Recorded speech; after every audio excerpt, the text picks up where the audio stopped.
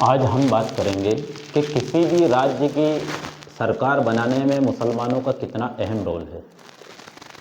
बात करें आसाम की, तो आसाम के अंदर शायद ये समझे कि बिना मुसलमानों के किसी की सरकार नहीं बन सकती, यानी माइनॉरिटी 35% है। उसके बाद भी बदरुद्दीन अजमल की पार्टी और कांग्रेस वहाँ पर सरकार बनाने में फेल हुए, तो कहीं ना कहीं इनकी रणनीति ऐसी नहीं बन पाई जिससे कि ये सरकार बना पाए। इसके बाद बात की जाए पश्चिम बंगाल की, तो पश्चिम बंगाल में ममता बनर्जी की रणनीति कामयाब हुई और उन्होंने सरकार बनाई। 221 विधायक वहाँ ममता बनर्जी के पश्चिम बंगाल में जीत के आए। अगर बात की जाए यूपी के, तो यूपी में अखिलेश यादव को काफ़ी सीटें पिछली बार के मुकाबले में बढ़त मिली, लेकिन सरकार नहीं बनी। लेकिन मुसलमानों का जो 20% वोट यूपी के अंदर है वो ज़्यादातर अखिलेश यादव को गया। इसके बाद अगर बात करें बिहार की, तो बिहार में जो है मुसलमानों का ज़्यादातर वोट तेजस्वी यादव को और उसके बाद में नीतीश कुमार को जाता है। तो ये कहीं ना कहीं तेजस्वी यादव और नीतीश कुमार भी मुस्लिम वोट लेकर सरकार बनाने में कामयाब रहते हैं। इसके बाद बात करें केरला की, तो केरला में भी मुस्लिम वोट जो है केरला की जो पार्टी है उसको जाता है।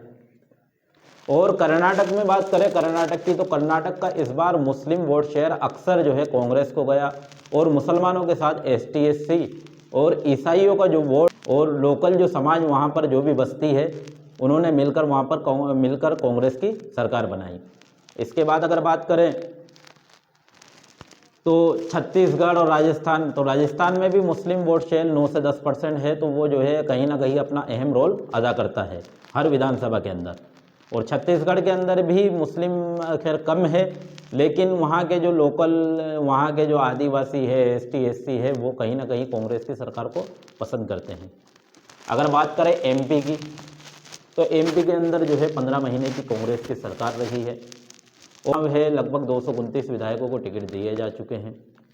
अब अगर इस बार का चुनाव पिछले साल के जो वादे कांग्रेस ने किए थे उसके साथ अगर चुनाव लड़े, तो कहीं ना कहीं कांग्रेस को उसका, अगर कांग्रेस ने जो वादे किए थे उसमें से कुछ वादे वो 15 महीने की सरकार में पूरा कर पाई, तो उसका फ़र्क देखने को विधानसभा चुनाव के अंदर देखने को मिलेगा।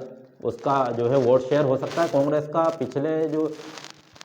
पिछले जो 5 साल पहले जो 2018 के चुनाव में जो वादे किए थे 15 महीने की सरकार में, अगर कांग्रेस ने कुछ वादे भी पूरे किए उसमें से, तो कहीं ना कहीं जो है चुनाव के वक्त उसका फ़र्क देखने को मिलेगा। उसका जो है वोट शेयर कांग्रेस का उससे बढ़ सकता है।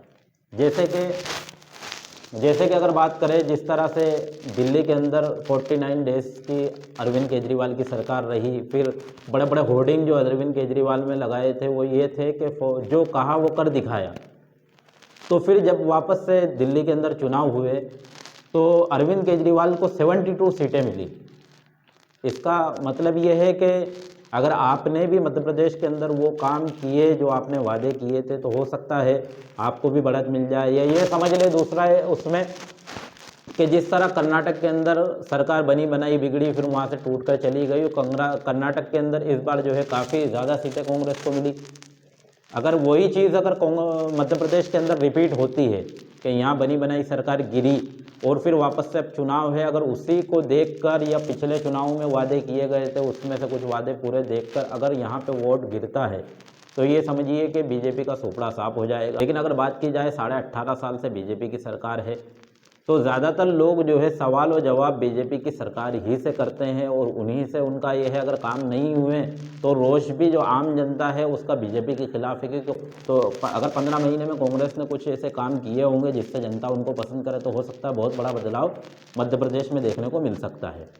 और मुस्लिम लीडरशिप की बात की जाए मध्य प्रदेश के अंदर, तो सिर्फ 2 विधायकों को टिकट दिए गए हैं और जिसमें से सबसे ज़्यादा पूरे मुसलमान जो है अपने मसाइल के लिए किसी से सियासी मसले, सबसे ज़्यादा अगर सियासी मसले किसी से हल करवाने के लिए फ़ोन पे बात करते हैं या किसी से कांटेक्ट करते हैं, तो वो आरिफ मसूद साहब है। और इस टाइप के 1-2 विधायकों को और अगर टिकट दिए जाते हैं, नरेला हो या बुरहानपुर हो, तो मुसलमानों के जो मसले हैं 50 से 60 लाख मुस्लिम वोट है, वो अपने कहीं ना कहीं मसले अपने सियासी लीडर से अपने मसले हल करवा सकते थे। टिकट नहीं दिया गया तो सबसे ज़्यादा बुरहानपुर में विरोध देखने को मिल रहा है।